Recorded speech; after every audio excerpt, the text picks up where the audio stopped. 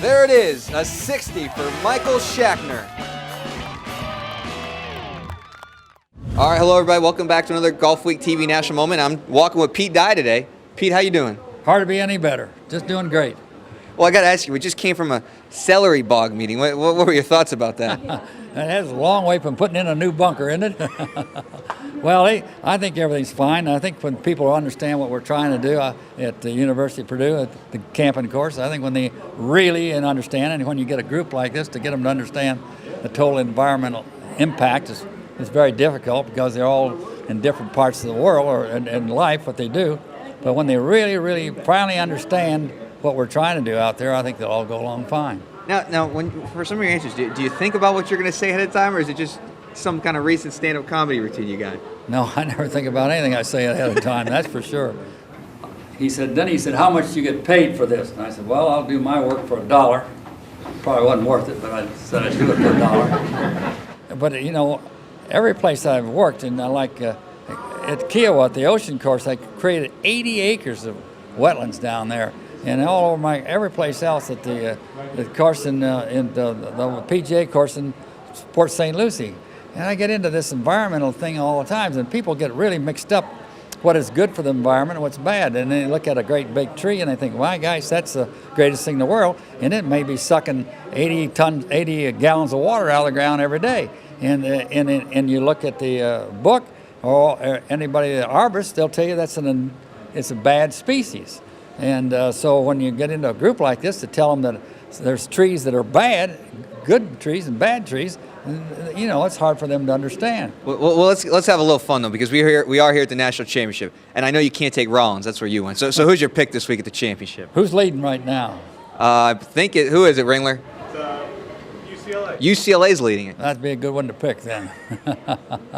We had to leave the course to come here, so that's why I had to check with Ringler and Golf. I know, but I tickle to death the way the boys are playing. There have been some great rounds out there, some low rounds, and then there have been some high rounds. I always felt the golf course, if you get 4, 5, 6, 8 people pretty good low rounds, they can at least play it. And was it your idea to grow the rough out that high? What do you think about the rough? Well, you know, the fairways compared to a U.S. Open or PGA, their fairways are very liberal. They're 120 feet wide out there.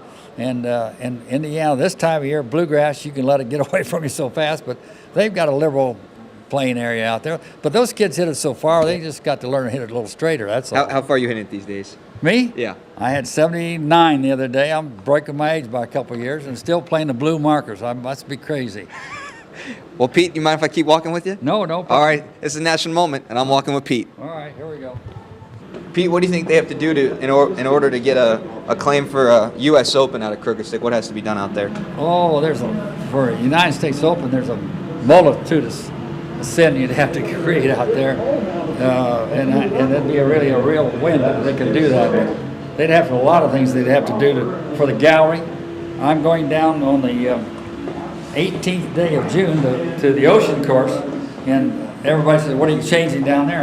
And all I'm going down there to do is work on gallery movement at the ocean course. So Crooked Stick could be made into one of the finest gallery golf courses for a private club. Mm-hmm. They really have the space there to do that. And whether the members would ever go ahead and do it ahead of time to show the world that they could hold 30,000 people on the last 2 holes, I don't know. But the space is there and they can do it. They had a big gallery doing the PGA Championship in '91, but they can be improved where you could have as many people on 16, 17, 18 as any major championship has ever had. And that's unusual for a private club, and you could do that without changing the holes or anything, but the land is there available to do that.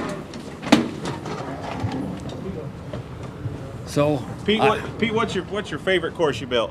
The one down I built I should say Purdue here, but it's been up great. there. But it's way up here because when you build with the kids and everything like here, it's been done up here. It's really up there. But I built the one in the Dominican Republic, and I went down there in 1968, and they took me out and showed me the land, and there wasn't a paved road within 35 miles.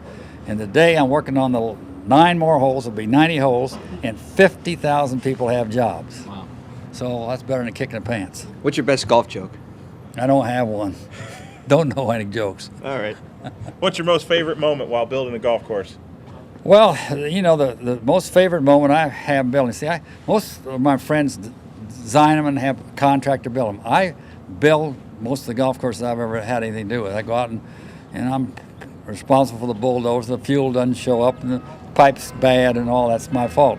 But I really enjoy working with the young kids that do the work on the golf course. So that's the biggest moment I have when I go out there and there's a bunch of kids 25 and 35 and I'm trying to get their hair cut and take their earrings out.